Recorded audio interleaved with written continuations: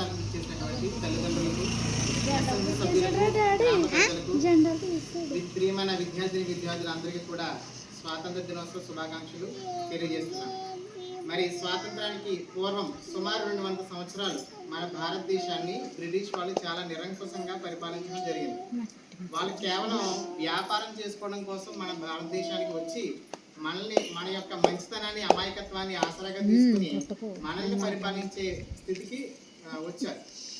వాళ్ళు ముందుగా ఎందుకు వచ్చారంటే, భారతదేశం అప్పట్లో ప్రపంచంలోనే అత్యంత సుసంపన్న దేశం. మనకి ఇప్పుడు మార్కెట్లో రోడ్డు పక్కన కూరగాయలు ఎలా రాసులుగా పోసి అమ్ముతున్నారో, అదే విధంగా బ్రిటిష్ వారు వచ్చే టైంకి శ్రీకృష్ణదేవరాయల కాలంలో బంగారు ఆభరణాలు, బంగారం, వజ్రాలు, వైడూర్యాలు అన్నీ కూడా మార్కెట్ రోడ్డు పక్కన పోసి అమ్మేవారండి. అంటే భారతదేశం ఎంత సుసంపన్నంగా ఉండేదో ఆలోచించుకోండి ఒకసారి. వాటి మీద కన్నేసినటువంటి బ్రిటిష్ వారు అవన్నీ దోచుకోవాలనే ఉద్దేశంతో మన భారతదేశానికి వ్యాపారం నిమిత్తం వచ్చి మరి ఆ సంపదన అంతా కూడా దోచుకోవడం జరిగింది.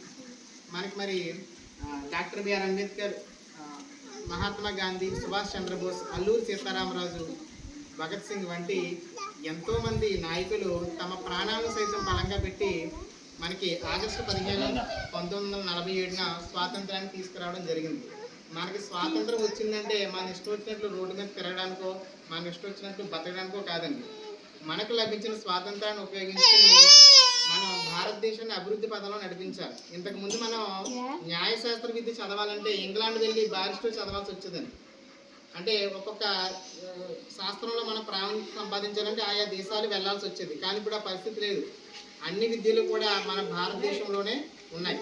మన భారతదేశం కాబట్టి మీరందరూ కూడా, పిల్లలందరూ కూడా చక్కగా చదువుకొని మరి మన దేశానికి, మన రాష్ట్రానికి, మన గ్రామానికి మంచి పేరు తీసుకువస్తారని, అదేవిధంగా ఆనాటి నాయకులు ఈ విధంగా కృషి చేయకుండా ఉన్నట్లయితే మనం ఇంకా బ్రిటిష్ వారి పరిపాలనలోనే ఉండేవాళ్ళం. కాబట్టి ఈ స్వాతంత్రం అనేది ఆనాటి నాయకులు మనకు పెట్టినట్టు భిక్షగా మనం గుర్తిస్తూ వాళ్ళ సేవలు ఇప్పటికీ కూడా గుర్తుంచుకుని మరి వారిని స్మరించుకుంటూ ఉండాలని తెలియజేస్తూ మరొకసారి మీ అందరికీ కూడా 80వ స్వాతంత్ర దినోత్సవ శుభాకాంక్షలు తెలియజేసుకుంటూ సెలవు తీసుకున్నాను. జై హింద్.